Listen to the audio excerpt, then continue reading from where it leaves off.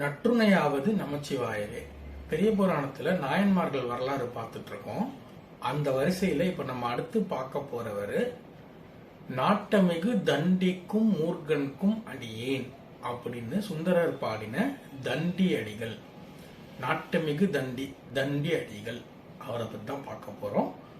அடுத்த நாயனார் தான் மூர்க நாயனார். இப்ப தண்டி அடிகளை பத்தி பார்க்கலாம்.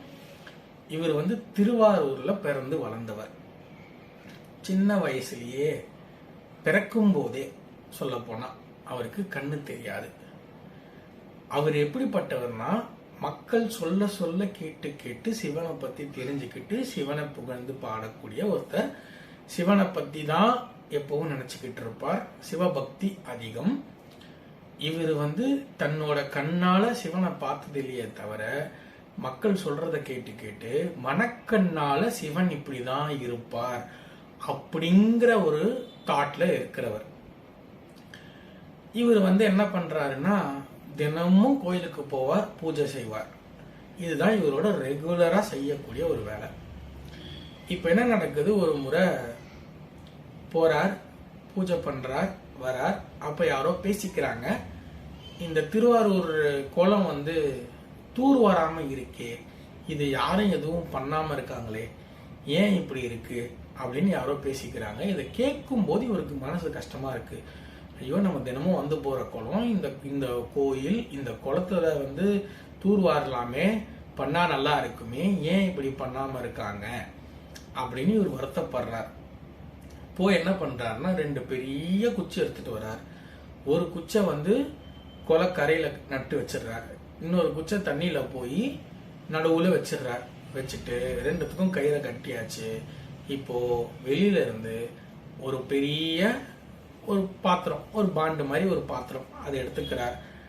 கயிறை பிடிச்சிக்கிட்டே நடந்து போய் அதுல அந்த மண்ணெல்லாம், இவருக்கு எங்கெல்லாம் காலில் மண் அதிகமா இருக்கோ, மேடை தெரியுதோ அங்கெல்லாம் மண்ணை அள்ளி அள்ளி அதுல போட்டு போட்டு எடுத்துட்டு கரைக்கு போடுறார். இதை செஞ்சுக்கிட்டு இருக்கார். இந்த பீரியட், இவர் இதை பண்ணிட்டு இருக்கிற இந்த பீரியட், இவர் வாழ்ந்த இந்த காலம், சமணர்கள் அதிகமா ஆதிக்கம் பண்ணிட்டு வர்ற ஒரு பீரியட். அப்ப அந்த ஊர்ல நிறைய சமணர்களும் இருக்காங்க. அவங்க எல்லாம் பாக்குறாங்க. அதுல 2 பேர் இவரை கிண்டலா பேசிட்டு போறாங்க. நீ இவ்வளவு வேலை செய்யற, உன் சிவனுக்கு உனக்கு கண்ணு கொடுக்க கூட தெரியல அப்படின்னு கிண்டலா பேசிட்டு போயிடுறாங்க. டெய்லி வராங்க, இது மாதிரி பண்ணிட்டு இருக்காங்க. இவர் கண்டினியூஸா இந்த மாதிரி இந்த தூர்வாரி பண்ணிக்கிட்டு இருக்காரு. ஒரு 2 நாள் ஆகுது, 3 நாள் ஆகுது, பண்ணிட்டு இருக்கார். இவங்க டெய்லி கிண்டலா பேசிட்டு போறாங்க. இவருக்கு மன வருத்தம் அதிகமா இருக்கு. சிவனை இப்படி தப்பா பேசுறாங்களே, எனக்கு சிவனை பார்க்கறதுக்கு இந்த கண்ணு தேவையில்லை, ஏன்னா எனக்கு மனக்கண்ணால சிவனை பார்க்க முடியும் அப்படின்னு சொல்றாரு. இருந்தாலும் கொடுத்துருக்கலாமே அப்படின்லாம் கிண்டலா பேசுறாங்க. இவர் அப்ப என்ன பண்றாருன்னா, கோபம் நாளைக்கு எனக்கு சிவன் கண் கொடுப்பார், கொடுக்கிற அதே நேரத்துல உனக்கு கண்ணு போயிடும், அப்போவாது நீ நம்புறியா சிவனை அப்படின்னு இவர் அந்த சமணர்களை பார்த்து கேள்வி கேட்கிறாரு. அவங்க சொல்றது, நம்புறது என்னப்பா, நாங்க ஊரை விட்டே போயிடுறோம்ப்பா அப்படின்னு சொல்றாங்க. சரி அப்படின்ட்டு இவர் போயிடுறாரு வீட்டுக்கு. அதுக்கு முன்னாடி கோயிலுக்கு போய் தரிசனம் பண்ணிட்டு வர்றார்.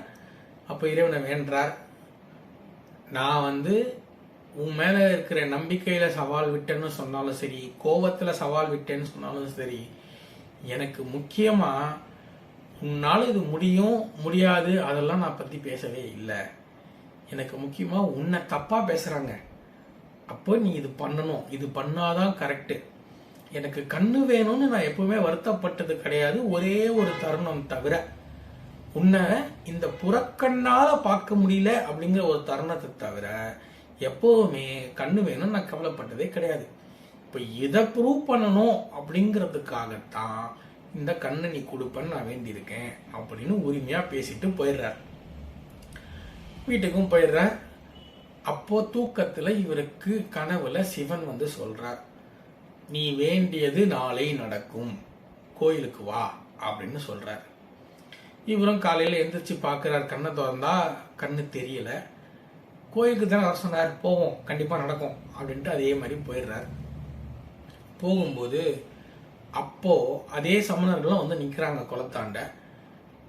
கண்ணு தெரிஞ்சிருச்சா அப்படின்னு கிண்டல் பண்றாங்க. கிடைக்கும் அப்படின்னு சொல்லிட்டு ஒரு கோயிலுக்குள்ள போறார். கண்மூடி வேண்டார், கண்ணை திறக்கிறார். திறந்தா சிவன் தெரிகிறார். சிவன் நமக்கு காட்சி கொடுக்கிறாரோன்னு நினைக்கிறார். பார்த்தா இல்ல, இவருக்கு உண்மையிலே கண்ணு தெரியுது. அதே சமயத்துல அந்த சமணர்களுக்கு கண்ணு போயிடுச்சு, தெரியல. இவர் தான் நம்ம தண்டி அடிகள். இவர் இதுக்கப்புறம் நிறைய தொண்டு செஞ்சிருக்கார். திருவாரூர்ல இவர் நிறைய செஞ்சிருக்கார். இவர் இப்படிப்பட்ட ஒரு தொண்டு செஞ்சதுனாலையும் சிவபக்தி அதிகமா இருந்ததுனாலையும் நாயன்மார்கள்ல ஒருத்தரா ஆனாரு. இன்னொரு நாயன்மாரை பத்தி இன்னொரு வீடியோல பார்க்கலாம்.